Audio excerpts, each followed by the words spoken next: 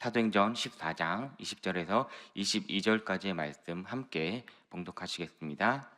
제자들이 둘러섰을 때 바울이 일어나 그 성에 들어갔다가 이튿날 바나바와 함께 더베로 가서 복음을 그 성에서 전하여 많은 사람을 제자로 삼고 루스드라와 이고니온과 안디옥으로 돌아가서 제자들의 마음을 굳게 하여 이 믿음에 머물러 있으라 권하고, 또 우리가 하나님의 나라에 들어가려면 많은 환난을 겪어야 할 것이라 하고.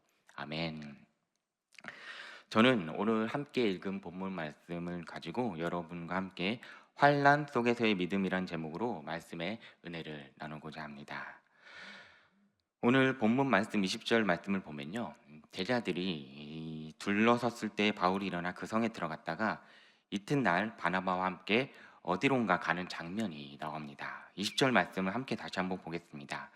제자들이 둘러섰을 때 바울이 일어나 그 성에 들어갔다가 이튿날 바나바와 함께 더베로 가서, 예, 바나바와 함께 이 더베로 가서라는 말씀이 나옵니다. 여러분, 이 더베라는 지명은요, 사도행전 전체의 역사의 아주 중요한 지점에 역할을 하고 있습니다. 왜냐하면 이 더베는 이 반환점이라고 우리가 볼 수가 있는데요, 마라톤도 반환점이 있죠. 1차 선교 여행을 이제 쭉 거쳐오면서 이 더베라는 지역은 말하자면 반환점입니다. 우리나라 지도를 대입시켜서 한번 이해를 돕기 위해 설명을 다시 한번 드리도록 하겠습니다. 안디옥에서 이제 출발을 합니다. 이 안디옥은 이방에 새로 처음으로 탄생한 교회입니다. 그래서 안디옥 교회에서 이 선교는 시작이 되었는데요. 그래서 이 안디옥을 우리가 서울이라고 한번 보도록 해볼게요. 그래서 서울에서 이제 출발을 해요. 그래서 이제 서울에서 출발을 해서 이제 분당을 지나서 이제 쭉 내려가는데, 군산을 지나서 이제 전주, 그리고 광주를 찍고 이제 목포까지 내려갑니다. 그리고 목포 바로 아래에는 뭐가 있습니까? 바로 여수가 있는데요. 이 여수는 이제 돌산섬이나 뭐 갓김치로 유명한데, 더베로 말하자면 이제 이 여수쯤 되는 그 지역인 거예요. 그런데 이렇게 하나하나 거쳐오면서 곳곳마다 너무나도 많은 힘든 일이 있었습니다. 너무 많이 고생을 했어요. 오는 내내 돌팔 매질에 매질을 당하고 쫓겨나고 어마어마한 시련을 겪었다고 우리가 성경을 통해서 알 수가 있습니다. 여러분, 남자들은 군대 생활을 너무 힘들게 하면요, 제대할 때 이런 말들을 합니다. 이쪽으로 이제 제대를 하면 이쪽으로는 다시는 근처는 가지 않겠다고 이야기를 하는데요.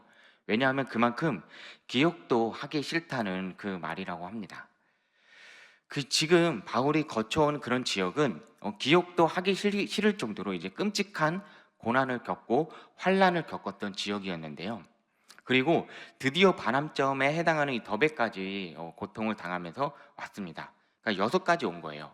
그렇다면 다시 여수에서 이 서울로 올라가야 되는데, 이 안디옥 교회로 귀환을 해야 되는데, 여러분 같으면 다른 길로 가겠습니까? 아니면 그 고생 지긋지긋하게 했던 그 길로, 똑같은 길로 다시 돌아가겠습니까?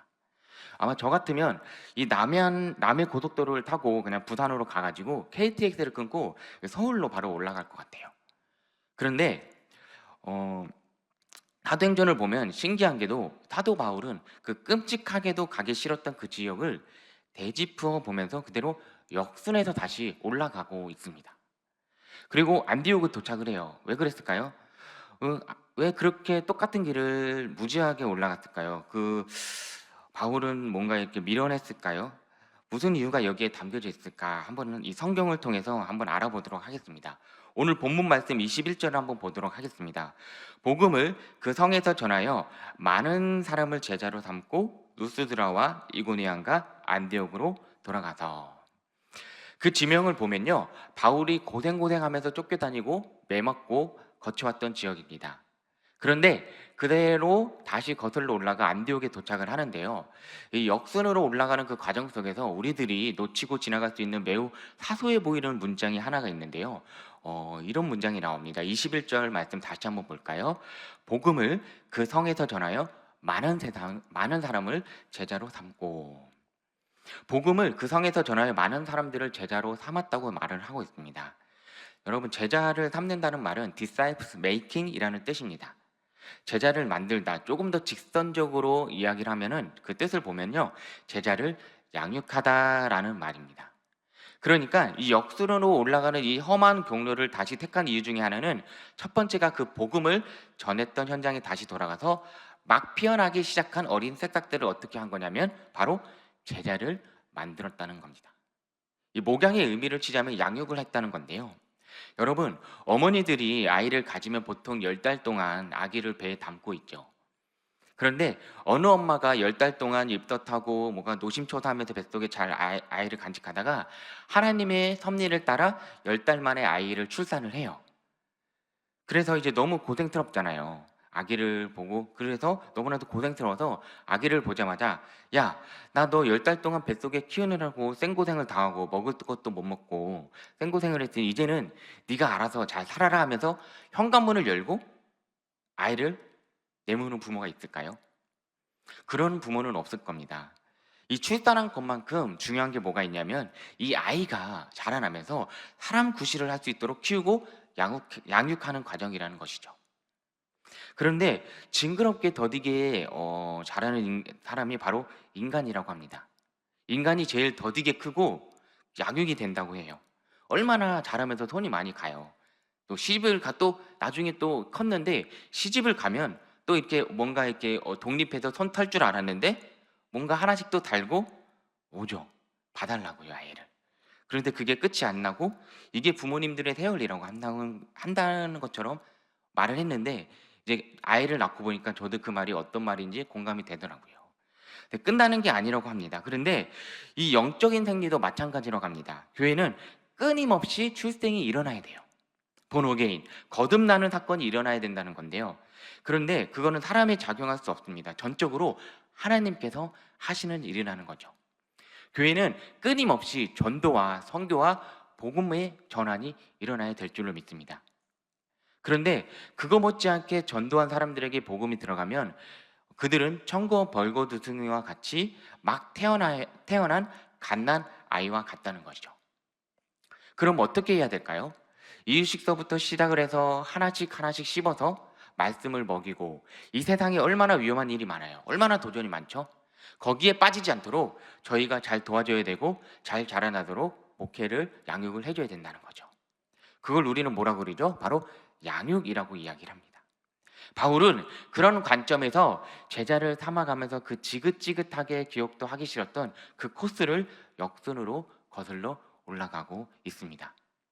그런데 여기에는요 또 하나의 중요한 이유가 있습니다. 22절 말씀을 다시 한번 보도록 하겠습니다. 제자들의 마음을 굳게 하여 이 믿음에 머물러 있으라 권하고 또 우리가 하나님의 나라에 들어가려면 많은 환난을 겪어야 할 것이라 하고. 두 사도만 환난을 겪은 게 아니었습니다. 두 사도가 전했던 그 복음에 붙들린 그 지역에 수많은 새로운 제자들이 복음과 함께 고난을 감당하기 시작했다고 오늘 성경 말씀을 이야기하고 있습니다. 여러분, 고난은요 그리스도인들에게 있어서 필수 코스라고 합니다. 주님은 일관되게 복음과 함께 고난을 받으라고 이야기를 합니다. 이러면 복음에 묶이고 복음에 붙들리기 시작하면 이 복음이 필수적으로 따를 수밖에 없고 무수한 손해를 감당할 수밖에 없는데요. 하나님의 나라의 일꾼으로 복음에 묶이는 순간 우리는 복음과 함께 고난을 각오해야 될 줄을 믿습니다. 그리고 손해를 각오해야 될 줄을 믿습니다. 또한 환난을 각오해야 될 줄로 믿습니다. 내가 지금 이게 맞는 일인가?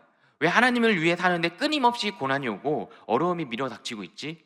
이해할 수 없는 영역들이 참 많죠. 우리가 신앙생활 하면서요.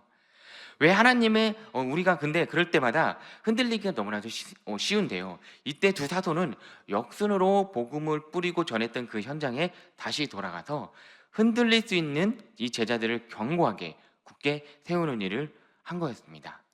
그래서 22절 말씀 한번 다시 한번 읽도록 하겠습니다. 제자들의 마음을 굳게 하여 이 믿음에 머물러 있으라 권하고 또 우리가 하나님의 나라에 들어가려면 많은 환난을 겪어야 할 것이라고 하고 라는 이 말씀은요 우리가 흔쾌히 믿으십니까? 라고 이렇게 말씀을 보고 말씀을 드리잖아요. 그렇지만 이 말은 우리가 흔쾌하게 아멘 소리를 할 수 있는 고백이 아닙니다.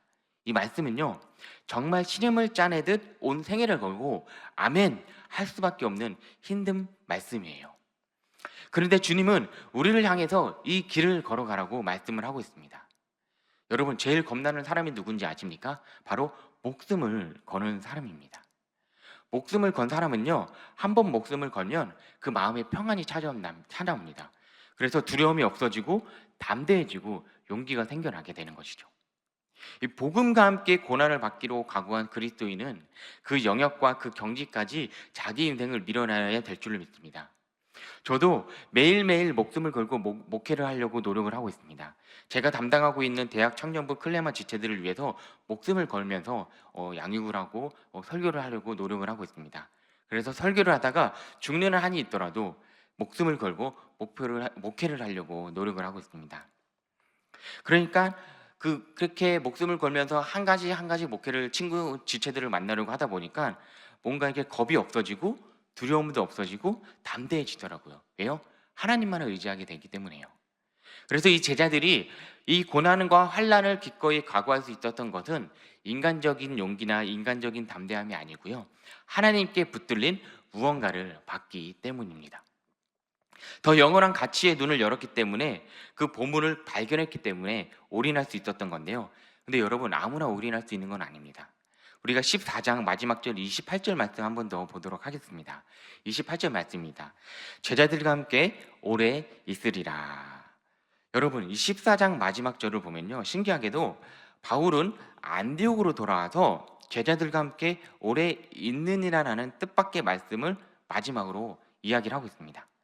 안디옥 교회 선교들이 뭐라고 여기에 지금 불려지고 있냐면 바로 제자들이라고 불려지고 있는데요. 제자들이라고 불려지고 있습니다, 여러분.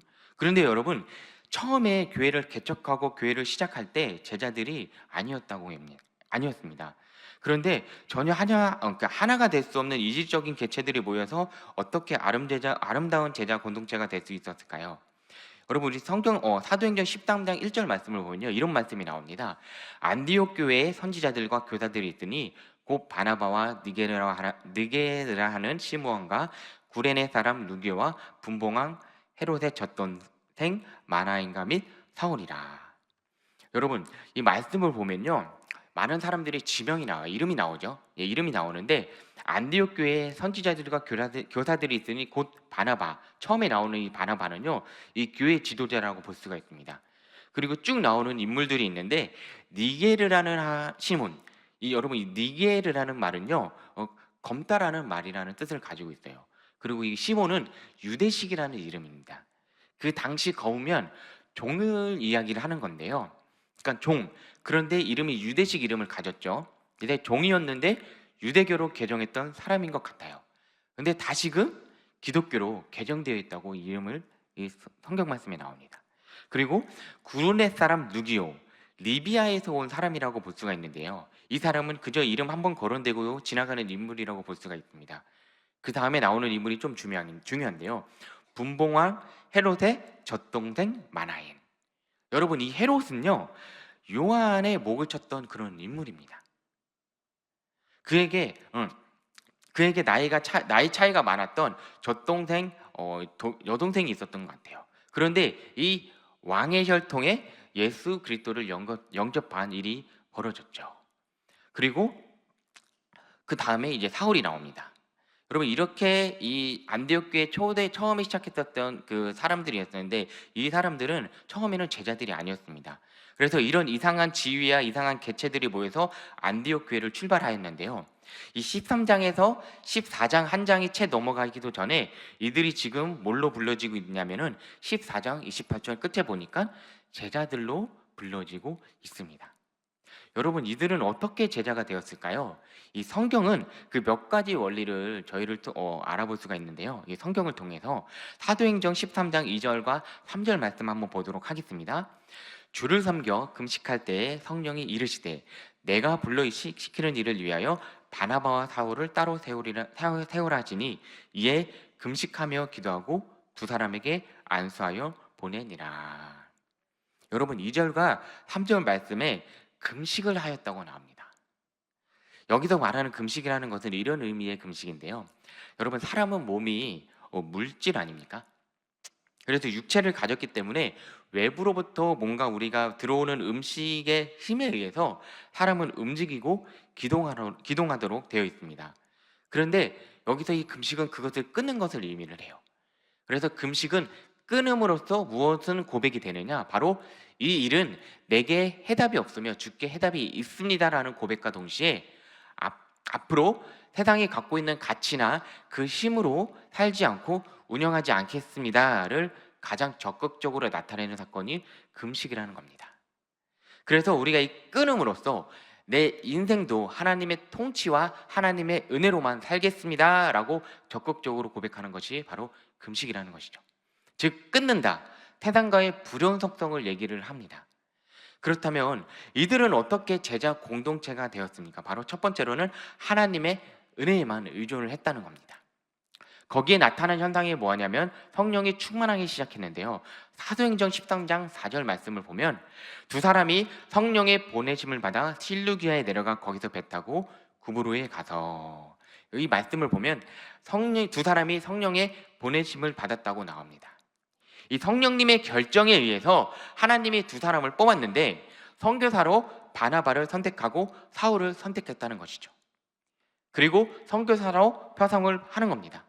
놀랍게도 이것이 성령의 지시였고 성령의 그 귀 기울임에 순종했다고 이야기를 합니다. 성령의 보내심을 받아 그렇게 뽑혀진 두 사람이 이 1차 선교 여행을 더베라는 곳에 반환점을 돌아서 돌아오기까지 얼마나 놀라운 일들이 벌어졌을까요? 사랑하는 성도 여러분, 우리가 성령 충만의 궁극적인 목적지가 무엇일까요? 에베소서 5장 18절 말씀에 이렇게 나옵니다. 술 취하지 말라, 이는 방탕한 것이니 오직 성령으로 충만함을 받으라.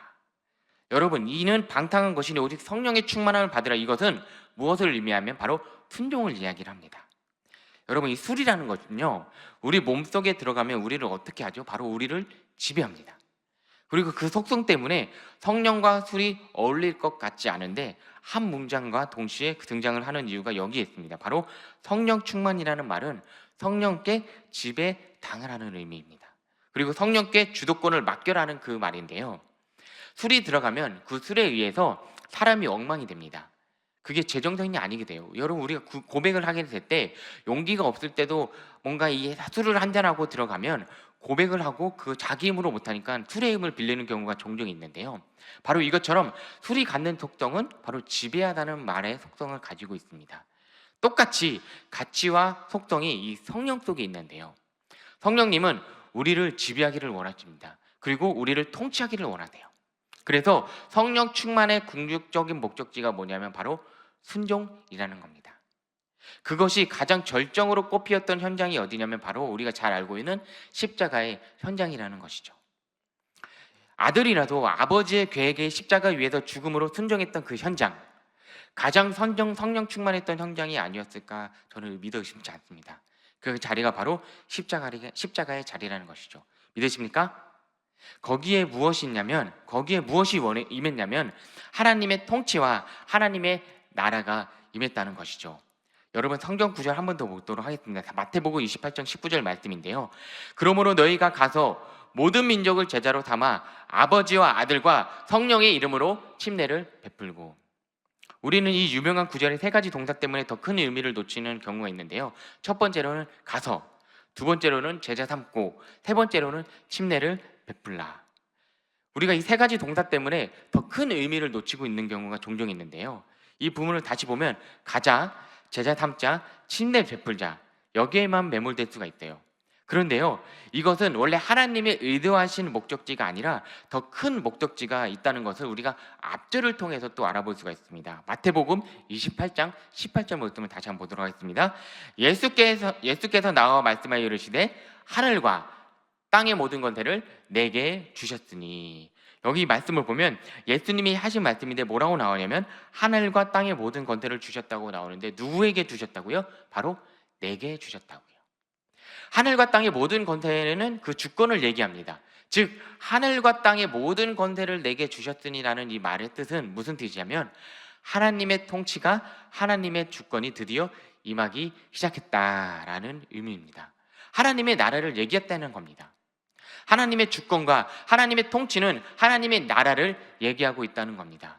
그래서 두 사도가 성령의 보내심을 받아 이 선교지를 환난과 고난을 겪으며 다닐 때 그곳에 무엇이 임했다고요? 바로 하나님의 권세가 임했고 하나님의 나라가 임해 있었다는 겁니다. 그래서 성령 충만의 궁극적인 목적지는 순종인데 그 순종은 하나님의 나라가 임하는 겁니다. 이것은 여러분들의 일터에, 직장에, 경영에, 가정에 오늘도 매일매일 일어나야 되는 새로운 전쟁이고 새로운 싸움이라는 것이죠. 결국 우리가 예수로 산다는 것은, 예수 그리스도를 구주로 믿고 그로 붙들고 산다는 것은 새로운 격렬한 전쟁이 매일매일 선언되어지고 선포되어지는 것이라는 겁니다. 그래서 우리는 침투하는 자가 되어질 줄로 믿습니다. 하나님의 나라의 주권을 가진 백성으로서 그 모든 세상의 주권을 가진 영역 속에 일터로 들어가서, 경영의 현장에 들어가서, 가정의 현장에 들어가서, 우리가 학업의 현장에 들어가서 무엇을 해야 돼요? 바로 무슨 자가 돼야 되냐면 바로 침투하는 자가 돼야 된다는 것이죠. 거기에 하나님의 나라를 선언하고 하나님의 행하신 일을 보는 자가 되시기를 주님의 이름으로 소망합니다. 그래서 이 제자들이 가는 곳마다 무슨 사업을 한 게 아니라, 무슨 프로젝트를 한 게 아니라, 무슨 세미나를 한 게 아니라 오직 세 가지만을 전했습니다. 바로 오직 예수 그리스도만이 길입니다. 오직 예수 그리스도만이 여러분들의 구원자이십니다. 오직 예수 그리스도께서 그 일을 위해 십자가에서 죽으셨습니다. 고난의 복음과 십자가의 복음을 전했을 때 이 말씀을 일관되게 돌을 맞으며 매를 맞으며 사람들에게 쫓겨다니며 전했을 때 거기에 하나님의 나라가 임하기 시작했다는 것이죠. 이들이 뭘 따라간 걸까요? 바로 말씀을 따라간 것입니다. 사랑하는 성도 여러분, 오늘 예수님의 이 말씀을 들으시기를 바랍니다. 바로 믿은 대로 되리라.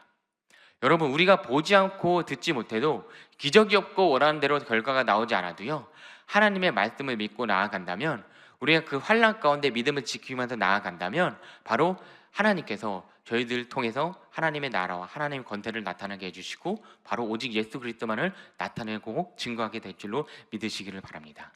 그래서 그 하나님의 말씀을 믿고 나아가시는 저와 여러분들 되기를 주님의 이름으로 축원합니다. 기도하겠습니다. 하나님 감사합니다. 오늘도 이 말씀을 통하여 하나님 앞에 나아가길 소망합니다. 저희가 하나님 주님을 믿으면서 나아감에 있어서, 우리가 신앙생활함에 있어서 우리가 예기치 못했던 환난을 당할 때도 있고, 우리가 하나님 알게 모르게 너무나도 힘든 어려움을 당할 때가 너무나도 많이 있습니다.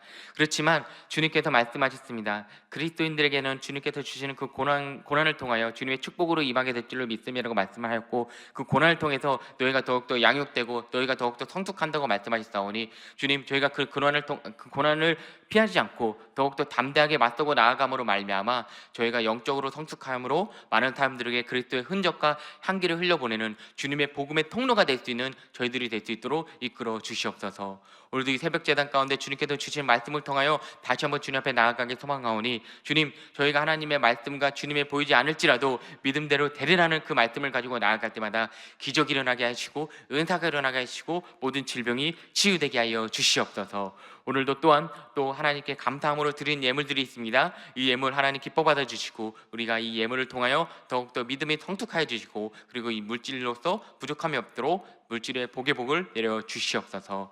오늘도 주님께서 주신 너무나도 감사드리며 오늘 하루도 주님 앞에 온전하게 나아갈 수 있도록 성령 하나님 동행하여 주시옵소서. 감사드리며 예수 그리스도 이름으로 기도드립니다. 아멘. 하늘에 계신 우리 아버지여, 이름이 거룩히 여김을 받으시오며 나라가 임하시오며 뜻이 하늘에서 이루어진 것 같이 땅에서도 이루어지이다. 오늘 우리에게 일용할 양식을 주시옵고 우리가 우리에게 죄 지은 자를 사하여 준 것 같이 우리 죄를 사하여 주시옵고 우리를 시험에 들게 하지 마시옵고 다만 악에서 구하시옵소서. 나라와 권세와 영광이 아버지께 영원히 있사옵나이다. 아멘. 할렐루야. 오늘도 이 시간 하나님께 주신 은혜 하나님께 감사의 박수 올려드리겠습니다. 네, 이제 우리 기도하는 시간입니다. 우리 나라와 민족을 위해서 기도해 주시고, 우리 여의도 순복음교회와 이영훈 대표 총회장님의 복회 사역을 위해서, 그리고 여의도 순복음 분당교회와 황선옥 담임 목사님의 목회 사역과 건강을 위해서, 그리고 교회의 재직과 주의 종들 파송된 선교사님들을 위해서, 그리고 종교개혁 성지순례 일정 가운데 담임 목사님과 팀원들 건강과 안전을 위해서 우리 시간 주님의 이름 3번 부르고 통성으로 기도하시겠습니다. 주여, 주여, 주여.